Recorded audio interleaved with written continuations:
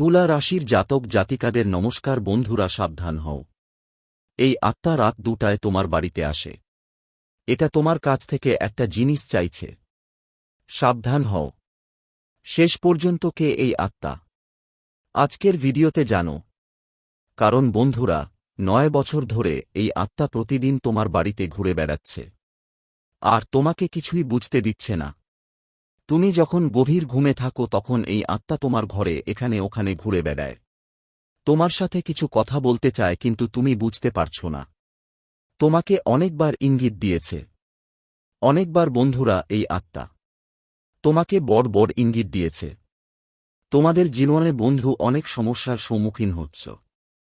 এক সমস্যা শেষ হল না, আরেকটা এসে দাঁড়াচ্ছে। তোমাদের বাড়িতে কখনো সুখ বেশি সময় থাকে না। কেন এমন হয়?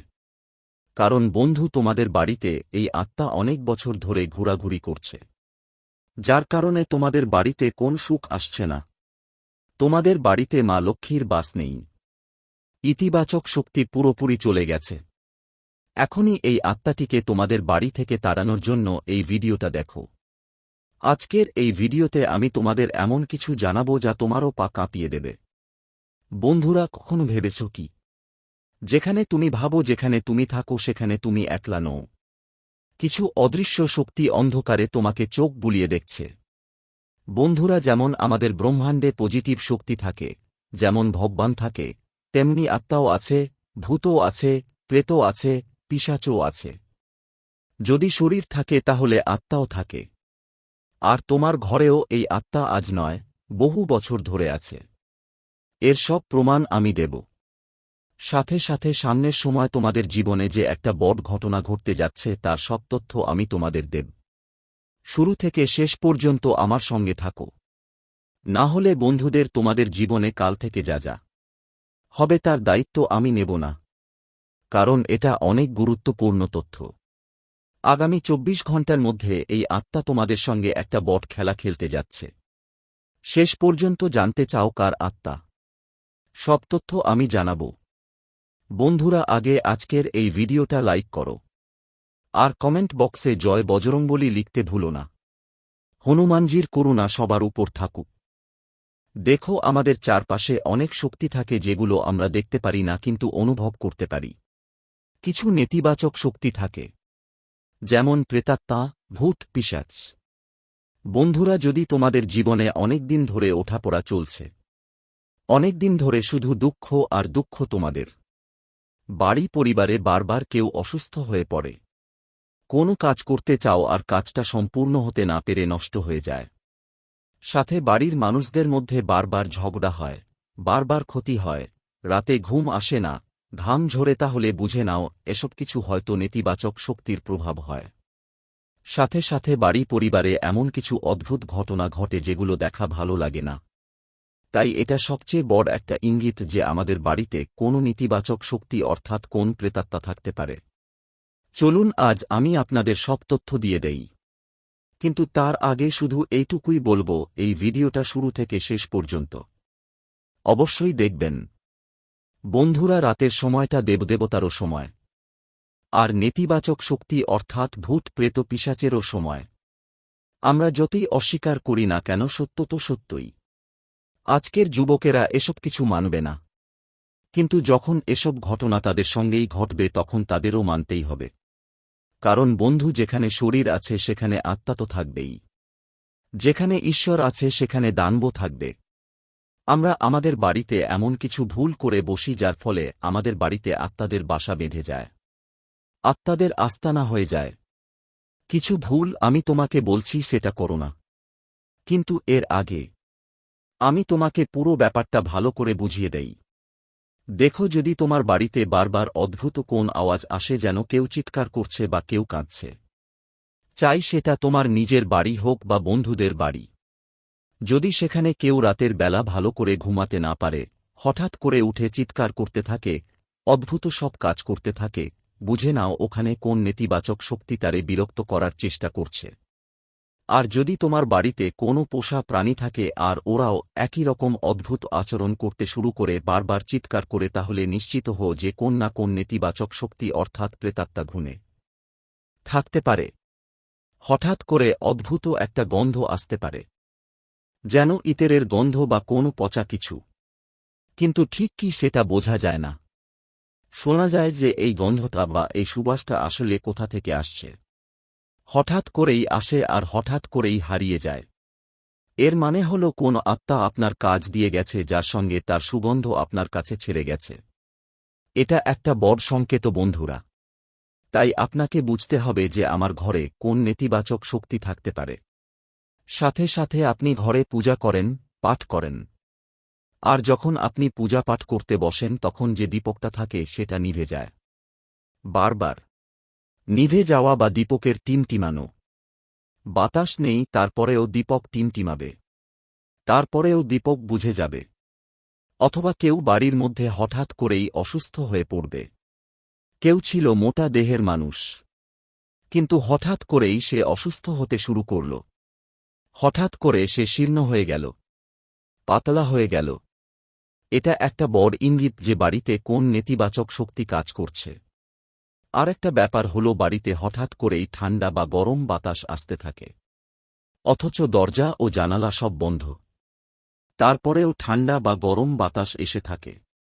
কিছু জিনিস আছে যা তোমাকে জানতে হবে। ধরো রাতে তুমি ঘুমিয়ে আছো, গভীর ঘুমে ডুবে আছো। হঠাৎ ঘুম ভেঙে যায়। হঠাৎ ঘুম ভেঙে যায় আর তুমি ঘাম থেকে ভিজে যাও, আর তারপর আপনার ঘুমই আসে না।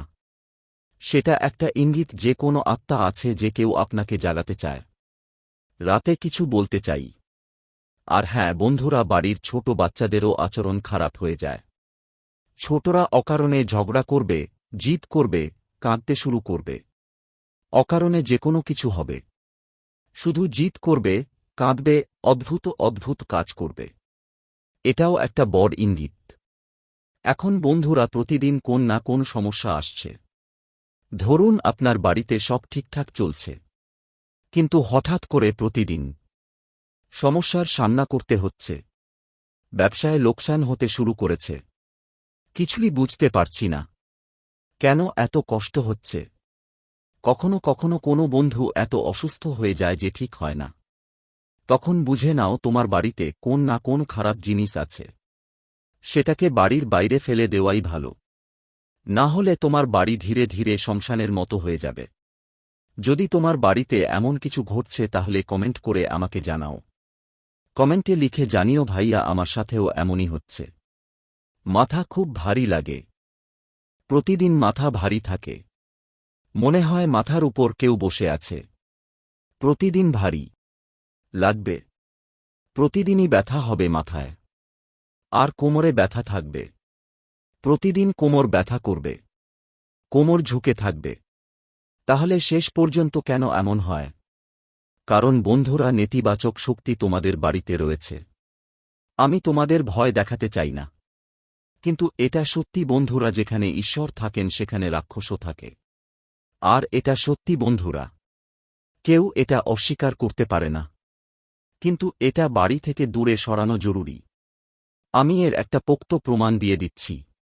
দেখো, যেখানে আবর্জনার গাঁধা থাকে, যেখানে নিম গাছ থাকে, পিপল গাছ থাকে, ইমলি গাছ থাকে, সেখানে রাতে নেগেটিভ শক্তি থাকে। যেখানে ময়লা হয় ওখানে নেগেটিভিটি থাকেই। যেই ভূতপ্রেত পিশাচগুলো থাকে তাদের ময়লা খুব ভালো লাগে। তারা ময়লার মধ্যে থাকতে পছন্দ করে। আমি বলছি না আপনার বাড়িতে ময়লা আছে, কিন্তু তারা ময়লার উপর আকৃষ্ট হয়। এবং আপনাকেও আপনার বাড়িতে কিছু জিনিসের খেয়াল রাখতে হবে। কি জিনিসের খেয়াল রাখতে হবে আমি সবকিছু বলবো। দেখুন বন্ধু, আপনার বাড়িতে যদি কোন ভাঙ্গা ফাটা বা ছেড়ে রাখা কোন মূর্তি বা কোন ছবি থাকে, তো বন্ধুরা তোমরা একটা বড় ভুল করছ। বিশেষ করে বন্ধুরা, দেব দেবতাদের ভাঙ্গা মূর্তি বা ফাটা ছবি বাড়িতে রাখলে সেটা খুবই অশুভ হয়। এটা নেগেটিভ এনার্জির একটা আস্তানা হয়ে যায়। তাই বাড়িতে কোন ভাঙ্গা বা ফাটা মূর্তি বা ছবি কখনোই রেখো না। সেগুলো সঙ্গে সঙ্গে কোন বয়ে চলা পানির ধারে ফেলে দাও। কারণ এটা একদম বড় কারণ হয়ে দাঁড়ায় ভূতপ্রেত বাড়িতে আসার। আরেকটা কথা বন্ধুরা, শ্মশান, কবরস্থান বা কোন শুনশান জায়গা থেকে আনা পাথর, কাঠ, খেলনা বা গহনা এসবও রাখার দরকার নেই। প্রায়ই খারাপ শক্তি নিজের সঙ্গে নিয়ে আসে। হ্যাঁ বন্ধুরা, অনেক সময় এমন হয় যখন আমরা শ্মশানে যাই তখন প্রায়শই মৃত ব্যক্তির গহনাগুলো আমাদের দেওয়া হয়। হ্যাঁ, মৃত ব্যক্তির গহনাগুলো আমাদের দেওয়া হয় আর আমরা সেগুলো নিয়ে বাড়ি চলে আসি। কিন্তু এটা করা ঠিক নয়। সেই গহনা বাড়িতে আনা উচিত নয়। সেগুলো বা তো দান করে দিন বা কাউকে বিক্রি করে সেখান থেকে টাকা নিয়ে আসুন। কিন্তু বাড়িতে আনা যাবে না। আর সেখান থেকে কিছুই বাড়িতে নিয়ে আসা চলবে না। বাড়িতে এমন নেতিবাচক জায়গা থেকে কিছুই আনা উচিত নয়। না হলে খারাপ শক্তি আপনার সঙ্গে চলে আসতে পারে। যখনই আপনি শ্মশানে বা কবরস্থানে যাবেন, একটা কথা মনে রাখবেন, কখনো পিছনে ফিরে দেখে যাবেন না। পিছনে ফিরে দেখলে আত্মারা ভাববে আপনি ওদের ডেকেছেন। আর হ্যাঁ বন্ধুরা, শ্মশান থেকে ফেরার সময় কোন কিছু বলবেন না। কাউকে বলবেন না দোস্ত আমার সঙ্গে চল বা বোন আমার সঙ্গে চলো। একদম কিছুই বলবেন না। না হলে কোনো আত্মা আপনার সঙ্গে চলে আসতে পারে। আর তারা ভাববে আপনি ওদের সঙ্গে নিয়ে যাচ্ছেন। তাই মুখ থেকে যেন না বের হয়ে আমি যাচ্ছি বা এরকম কিছু। সাথে চল বলো না কাউকে। লোভাই আমার সাথে চল, এটা মাথায় রাখবেন। আর রাতে যদি আপনার বাড়িতে ময়লা বাসন থাকে সেটা খুব বড় ভুল করছেন। বন্ধুরা, রাতে ময়লা বাসন রেখে দিলে প্রেত আত্মা রান্নাঘরে ঢুকে পড়ে। আর এই ময়লা আবর্জনার নেতিবাচক শক্তিকে আকর্ষণ করে। যখন আপনি রাতে ঘুমান তখন বাহিরে ঘুরে বেড়ানো প্রেতাত্মা সরাসরি আপনার বাড়িতে ঢুকে পড়ে। আর হ্যাঁ বন্ধুরা, যদি আপনার বাড়িতে কোন শুকন বা মুরগে পড়া গাছ থাকে, যদি কোন গাছ শুকিয়ে গেছে বা মোড়া মোড়া অবস্থায় আছে, তাহলে বন্ধুরা বুঝে যাও, একদম তাড়াতাড়ি সেটা তুলে ফেলে দাও। না হলে এটা এমন অসাধারণ খারাপ শক্তিগুলোকে তোমার বাড়িতে ডেকে আনবে যে তুমি সেখানে থাকতে পারবে না। আরেকটা কথা বন্ধুরা, বেশি সময় অন্ধকারে রাখতে যেও না। দেখো, আমি জানি বিদ্যুৎ না থাকলে অনেক সমস্যা হয়। কিন্তু তোমার বাড়িতে কমপক্ষে কিছু সময়ের জন্য ভালো আলো রাখতে হবে। অনেকেই থাকে যারা ডিম লাইট অনেক পছন্দ করে, কম আলোতেই থাকে। কিন্তু না, বাড়িতে ভালো রং করো। ভালো রং বাড়িতে থাকা উচিত। ভালো আলো থাকা উচিত, যাতে ভালো দেখানোর জন্য বাড়ি সাজানো ঠিক হয় না। এই যে ডিম লাইট থাকে সেটা নেতিবাচকতার ঘর হয় বন্ধুদের। আর এমন জায়গায় প্রেতাত্মা এসে থাকে। আমি তোমাদের বলে দিই, আয়নারও ভুল জায়গায় রাখা বাড়িতে প্রেতাত্মাদের জন্য ক্ষতিকর।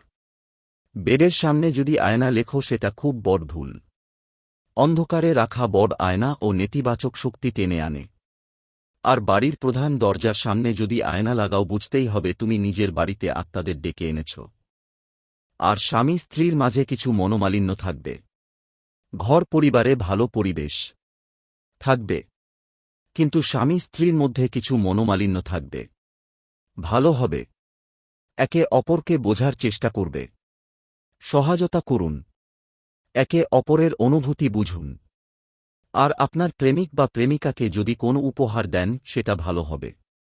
এই সময় খুবই ক্লান্তি অনুভব করবেন। মানসিকভাবে অনেক দুর্বল লাগতে পারে। দুর্বলতা টের পাবেন। তাই এসব থেকে বাঁচতে নিজেকে ভালোভাবে যত্ন নিতে হবে। নিজের শরীরের ব্যায়াম করানো খুব দরকার। আমি আপনাকে একটা কথা বলে রাখি, এখন আত্মাদের হাত থেকে বাঁচার জন্য কিছু সতর্কতা মেনে চলতে হবে। গঙ্গাজলের নিয়মিত ছিটানো করতে হবে। সপ্তাহে ৩ বার গঙ্গাজল ছিটিয়ে নিতে ভুলবেন না। সঙ্গে সন্ধ্যার সময় যেমনই সন্ধ্যা হবে বাড়ির প্রধান দরজায় গঙ্গাজল ছিটিয়ে দেন। পুজোর জায়গায় দিবাল জ্বালাতে হবে। আর গোমূত্র আর কাপড়, হ্যাঁ বন্ধুরা, সপ্তাহে কমপক্ষে ২ বার গোমূত্র আর কাপড় দুটোই মিশিয়ে ঘরে ধু দিতে হবে। আমি বলি শনিবারে বাড়ির বাইরে লেবু আর মরিচ ঝুলিয়ে রাখতে হবে। আর প্রতি সপ্তাহে সেটা পরিবর্তন করতে হবে। আর বন্ধুরা, রাতে ঘুমানোর আগে বাড়িতে একবার জোরে জোরে হনুমান চালিসা চালিয়ে দাও, টিভিতে চালিয়ে দাও, মিউজিক সিস্টেমে চালিয়ে দাও, স্পিকারে বা মোবাইলেই চালিয়ে দাও হনুমান চালিসা। রাতে ঘুমানোর ঠিক আগে একবার চালাতে হবে। আর যখন মুছতো তখন মুছার কাপড়ে একটু কালো চুন আর একটু লবণ মিশিয়ে মুছবে, অবশ্যই লাগিয়ে দেবেন।